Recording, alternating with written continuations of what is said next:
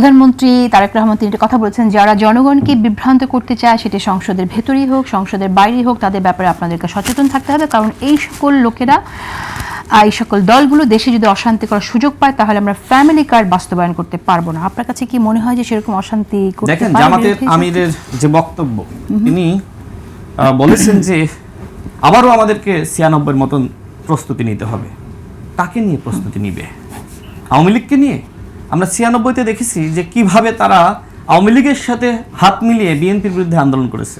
দুঃখ লাগে তারা মানে 71-এর পরাজিত শক্তি পরবর্তীতে 86-র নির্বাচনে তারা এরশাদের সাথে হাত মিলিয়েছে, তারা ফখরুদ্দিন মঈনুদ্দিনের সাথে হাত মিলিয়েছে, আওয়ামী লীগের সাথে হাত মিলিয়েছে।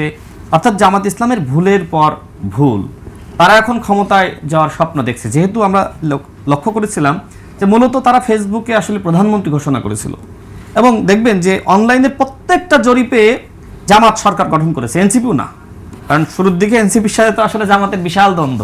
মানে আমি যে কথাগুলো এখন বলছি এই কথাগুলো জামাত সম্পর্কে নাহিদ ইসলাম বলেছে, নাসিরউদ্দিন পাটোয়ারি বলেছে, হাসনাত বলেছে, এই হান্নান মাসুদ বলেছে। এখন আমাদেরকে বলা লাগছে, কারণ তারা এখন আসলে বলা যায় যে জামাতের মস্তিষ্ক দ্বারা পরিচালিত হচ্ছে এখন এনসিপি, যে কারণে এখন এই কথাগুলো একসময় আমাদের এনসিপি বন্ধুরা বলতো, এখন যেহেতু জামাতের মস্তিষ্ক দ্বারা এনসিপি পরিচালিত হচ্ছে, যে কারণে এখন আমাদেরকে এই কথাগুলো একটু বেশি চাপ নিয়ে বলতে হচ্ছে। প্রধানমন্ত্রী আসলে যথার্থই বলেছেন, বিশেষ করে জামাতের একজন এমপি, মানে এই যে তারা দ্রুত ফাঁসি বা রায় কার্যকর হোক চায় না, তো যদি দ্রুত ফাঁসি বা রায় কার্যকর হতো তাহলে আজকে আজহার সাহেবকে এমপি হতে পারতো? আমাকে বলেন, সেই আজহার সাহেব বলছে যে আমরা চাইলে 16 দিনের মধ্যে বিএনপির পতন ঘটাইতে পারি। আরো অবাক হলাম যে জামাতের একজন সংরক্ষিত নারী আসনের এমপি তিনি বললেন আমরা চাইলে শিবির এবং জামাতের যে জনশক্তি রয়েছে 3 দিনের মধ্যে বিএনপির পতন ঘটাইতে পারি। এবং নানান সময় গণঅভ্যুত্থানের হুমকি, মানে এত গণঅভ্যুত্থানের হুমকি সকাল বেকাল দিচ্ছে, মানুষ তো রাজপথে নামছে না। আপনার শক্তি আছে, আপনি মানে পতন ঘটিয়ে দেন না, সমস্যা কি? আপনি বলছেন যে আমরা বগল দাবা বিরোধী দল হব না, এমন আচরণ করব না যাতে জনগণের স্বার্থ ক্ষুণ্ণ হয়। কিন্তু আপনি কেন হুমকি দিচ্ছেন প্রতিদিন? সকাল বিকাল অভ্যুত্থান হুমকি, ষড়যন্ত্র, রাস্তা বন্ধ করা, নানান ধরনের মিথ্যাচার করা, এমনকি ধর্ষণকে পুঁজি করে তারা রাজনীতি করছে। মাননীয় প্রধানমন্ত্রী রামিসার বাসায় তার পরিবারের সাথে সাক্ষাৎ করার জন্য গিয়েছে, সেখানেও জামাত শিবিরের কর্মীরা ভুয়া ভুয়া স্লোগান দিয়েছে। দেখেন এরপরে কি করেছে, বিভিন্ন জনসভায় বলছে 3 মাসের সরকার, এখনই মানুষ ভুয়া ভুয়া স্লোগান দিচ্ছে।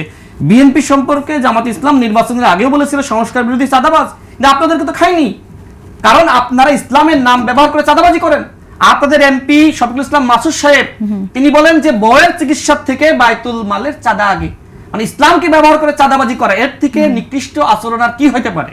জামাত ইসলাম ইসলামের উপযোগী কোনো দল নয়, বরং আমি মনে করি যারা এই ইসলামের মানে রক্ষা কবচ হিসেবে জামাত ইসলাম করতে যায় তারা মূলত প্রকৃতপক্ষে তার ইমানটাই হারাচ্ছে। কারণ ওই জামাত ইসলামের তো কোনো ইমান নাই, অতীতে এরশাদের সাথে গিয়েছে, আওয়ামী লীগের সাথে গিয়েছে, আবার অন্য দলের সাথে গিয়েছে, তো ইমান হারা দল হলো জামাত ইসলাম।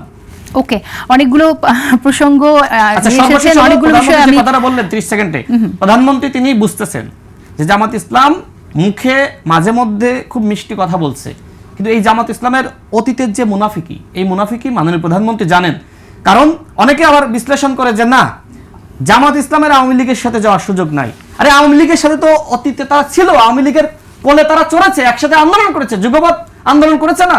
সুতরাং জামাত ইসলাম ক্ষমতায় যাওয়ার জন্য প্রয়োজনে শেখ হাসিনাকে ফিরিয়ে আনার আন্দোলন করতে পারে।